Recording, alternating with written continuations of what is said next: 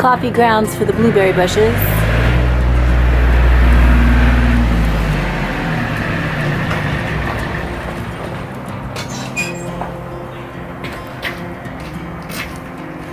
Hey friends, it's Sarah from sheholdsdearly.com. I'm getting ready to head out to my garden and share with you my 2020 garden plans. I haven't been out there in a while, so it's gonna be new for me as for you. You can hear the tractor in the background.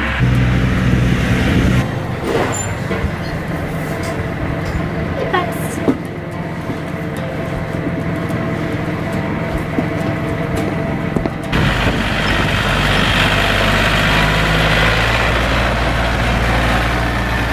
I've been gardening for 10 years, more than 10 years, 12 years, and used to have a huge garden. Like, we would grow all of our own produce and we would plant the thing 3 times. Now, if I had more time, I would make this garden super dreamy and just the French potager look, and I don't have that much time and I just need to get this stuff growing. So it may not be as charming as it could be, but that's okay. I have a Pinterest board called Farmhouse Garden, and it has great designs and ideas for your garden if you're trying to make it a little bit fancier than mine.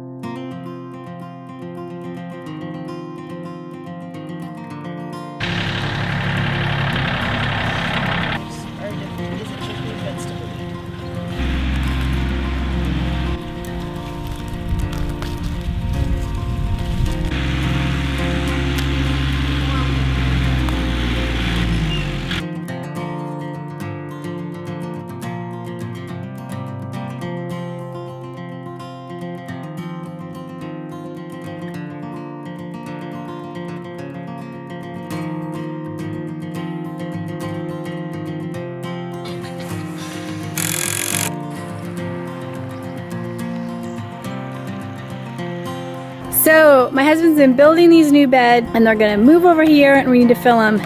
But in order to get to this one is actually full of peonies. So I need to move the peonies and then we're gonna scrape all this out and put the new beds in place. Kira, you gonna help?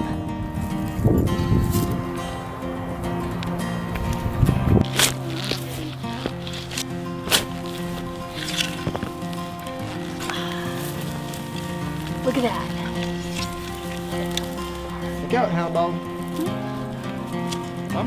Oh, hey, who did that? Who picked on your dog? Good dog. Keep it. Good dog. Keep it out. I Good need dog. more that look like this. Keep it. Good dog. Honey, you're messing up the garden. You see anything good?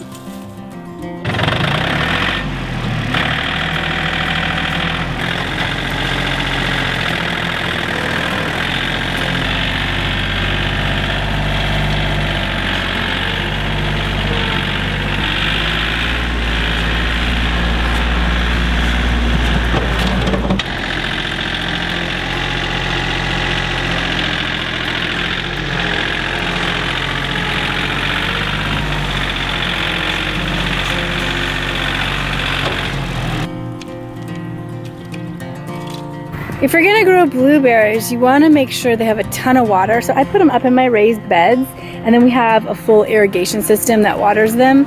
And then they love rabbit manure. Well, it'll be fun to show you the after shots of all the work we're gonna do to get caught up, but I did just find something really sad. I don't know what happened here, but this is an apple tree that is no longer growing in the ground. The other problem we had recently with the garden in the last couple years is that we had a lot of morning glory, or I think it's called bindweed. It's a horrible, horrible vining weed that gets into your garden. And we weeded it, we torched it, we sprayed it. I hate spraying in my garden, but we were desperate and it did not kill it. I have learned there's only one thing that actually will take care of morning glory, and that is you have to suffocate the leaves, or pick every leaf every day that pops up For 2 years, you have to do this, and then it will all die off. That's the only thing that has worked for us. So we have been trying to deal with that the last couple years, and hopefully we got on top of it. We are going to attempt to garden, even though there may be some morning glory going on.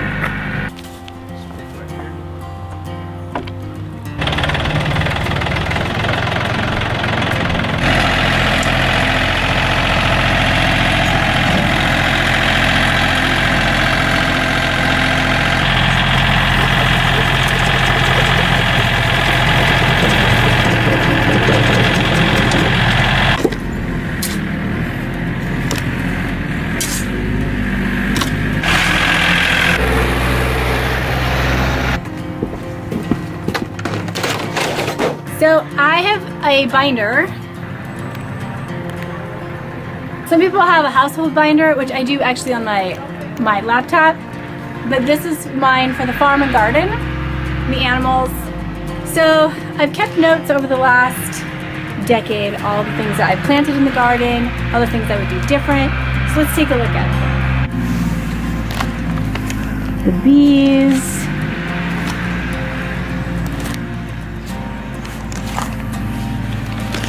Dehydrating food, garden, greenhouse. Okay. One of the things I suggest is actually keeping a calendar, like when you actually planted things. So I started this one in May, but then like what happened, like the slugs got really bad the second week of May, so that's good to know because I treat for slugs. Oh, here's notes, like how many I planted. So I started the peas. I can usually start peas in February here in Washington, but it looks like I waited till mid-March. And then I really try to have everything in by mid-April. And this is another thing I want to show you. So I map out, and I do this when I'm planning a room design as well. I get graph paper and then I map out the beds, measure them out, and then just stick where we're gonna plant things. And so I have done that. There's 3 sheets of them. I've done that and ordered seeds. So let's look at what came in for the seeds.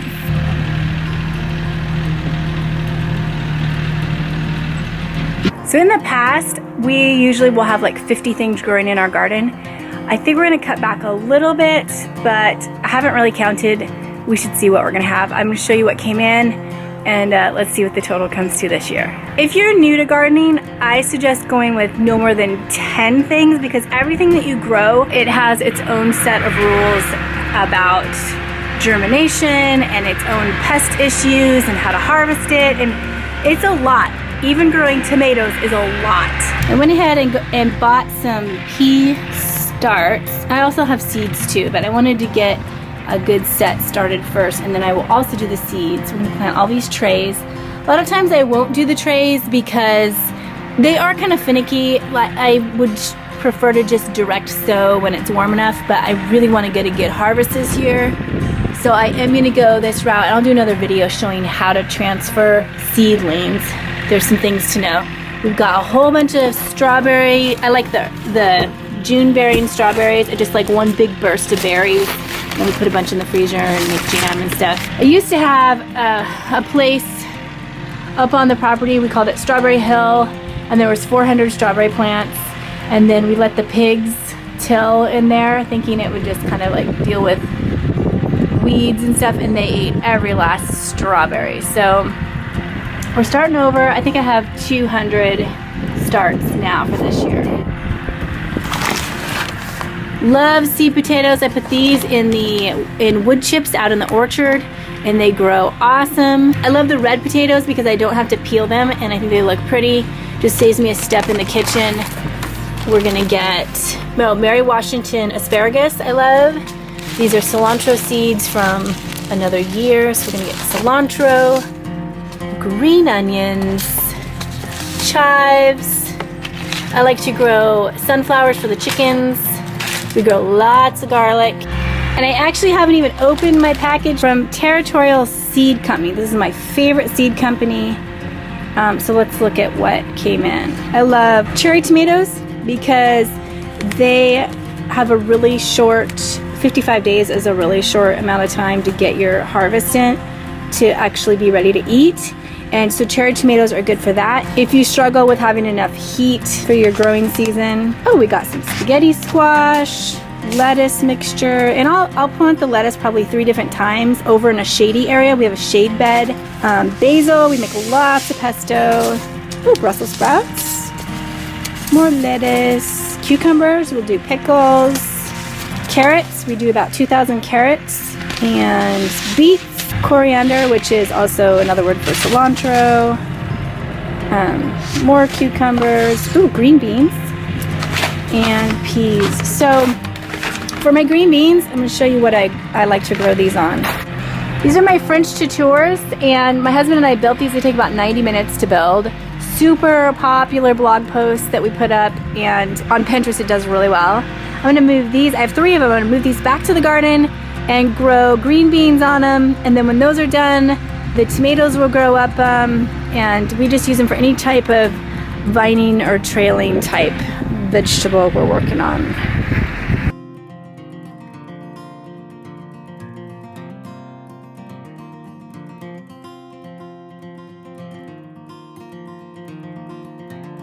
Now, once I've got these planted, I want to keep them really warm and really damp, and so I am going to water them.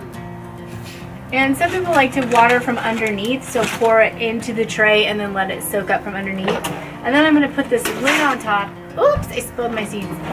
And it's going to act like a greenhouse, and I'm going to set this by my wood stove. So seeds germinate, usually like an average temperature would be 70 degrees Fahrenheit that seeds will appear. So you could plant these and they could sit there for a while until it's warm enough, and then they pop up. Or you just make it warm enough and they'll be up in a few days.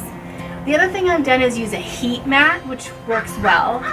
It's about, I don't know, less than $20. It's this mat that you lay underneath. It usually fits the size of a seed tray, and then you just plug it in and that warms up the dirt. The dirt needs to be about 70 degrees before you're going to see your starts.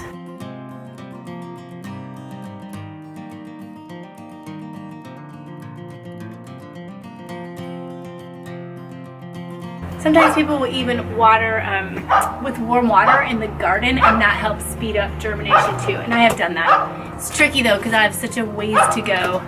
It's such a large garden. All right, so here's step 1 of getting our 2020 garden going. Hope you enjoyed. I'll keep you posted. If you would like to get the building plans for these French tutors that we made, I will put a link in the description below. All right, well, I feel like it was a successful day. Everyone was out in the yard working, and we got a good start. We're gonna keep working probably for the next 10 days, and then I'll have to do a follow-up video to show you what it looks like. Yep, I just stepped in dog poop, and that's kind of the perfect end of the perfect day. So I'm gonna go make dinner and deal with my boot.